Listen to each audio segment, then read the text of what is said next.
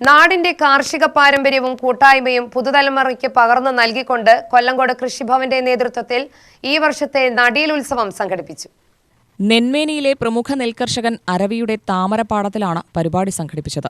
Kollengode block panchayat president Shobhana Jayaprakash നടീൽ ഉത്സവത്തിന്റെ ഉദ്ഘാടനം നിർവഹിച്ചു. കർഷകരെന്ന് പറഞ്ഞാൽ നമ്മുടെ നാടിൻ്റെ നട്ടെല്ലാണ്. നമ്മൾക്ക് അന്നം തരുന്നവരാണ് കർഷകർ.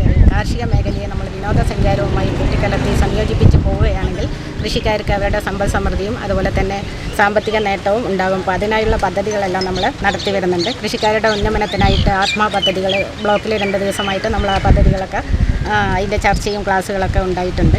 അപ്പോൾ കൃഷിക്കാരെ നമ്മൾ കാർഷിക മേഖലയെ കൂടുതൽ പ്രോത്സാഹിപ്പിക്കണം. പുതിയ തലമുറയെ കാർഷിക മേഖലയിലേക്ക് കൊണ്ടുവരാൻ ആവശ്യമായ എല്ലാ സംവിധാനങ്ങളും നമ്മളെല്ലാവരും ഒത്തൊരുമിച്ച് ചെയ്തുകൊണ്ട് കാർഷിക മേഖലയെ പുരോഗതിയുടെ ഉന്നമനത്തിൽ എത്തിക്കണം. പുതിയ തലമുറകൾക്ക് പഠിക്കാനുള്ളൊരു പാഠം കൂടിയാകണം.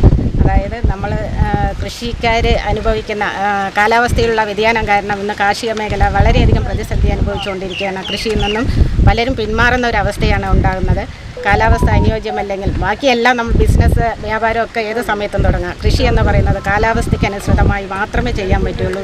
ഇത്തവണയാണെങ്കിൽ മൺസൂൺ വളരെ വൈകിയാണ് എത്തിയത്. ഇപ്പോഴും മഴ സജീവമായിട്ടില്ല. അതുകൊണ്ട് കൃഷിക്കാർക്ക് അത് വിളവ് ഇറക്കാൻ വേണ്ടി അല്ലെങ്കിൽ എത്ര ചിലവാണോ അവർക്ക് ഉണ്ടാകുന്നത്, കൃഷി ഇറക്കിയ മുതൽ നെല്ല് ഗോഡൗണിൽ എത്തുന്നത് വരെ നമ്മൾ അങ്ങോട്ട് ഇറക്കുകയാണ്. എന്നിട്ട് അത് ഇങ്ങോട്ട് കിട്ടണമെങ്കിൽ അതൊരു ലാഭം കിട്ടിയാൽ മാത്രമേ പറ്റുള്ളൂ, അല്ലെങ്കിൽ അത് നഷ്ടത്തിലേക്ക് പോകും.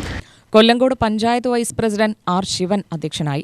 നമ്മുടെ മണ്ണ് നമ്മുടെ കൃഷി എന്ന സന്ദേശവുമായാണ് പരിപാടി സംഘടിപ്പിച്ചത്. കർഷകരും പാടശേഖര സമിതി ഭാരവാഹികളും ജനപ്രതിനിധികളും ഉൾപ്പെടെ നിരവധി പേർ ഉത്സവത്തിന്റെ ഭാഗമായി. UTV news, Palakkad.